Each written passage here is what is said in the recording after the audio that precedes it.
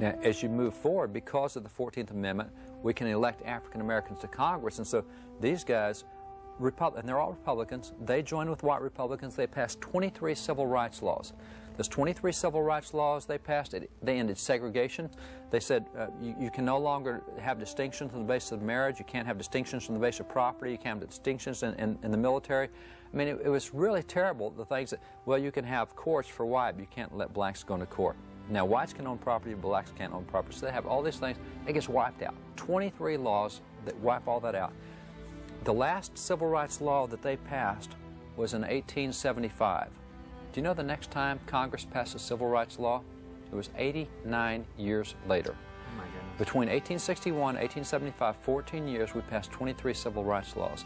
It stopped in 1875, and we didn't do it again until 1964. Why? Because in 1876, Democrats regained partial control of Congress. When Republicans had House and Senate and President, they're zipping these civil rights laws through. 1876, Democrats get back the House.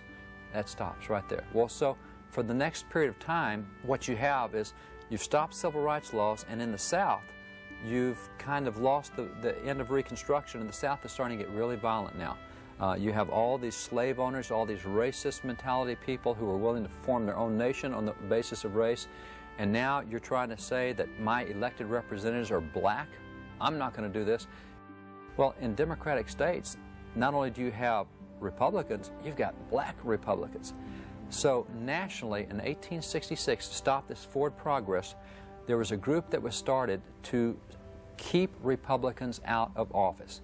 The group that was started in 1866, we recognize today, but it was the Ku Klux Klan. It was started by Democrats. And people say, well, they were started to whack blacks. No, they weren't. They were started to whack Republicans. You see, Okay, that's huge. Yeah, just let me stop you right there for a moment. Listen up. Restate that if you would. the Klan was started in 1866 by Democrats to whack Republicans and allow Democrats to regain control. But why is it so many blacks were the victims of the Klan? It's real simple. If you were black in America, you were Republican back then.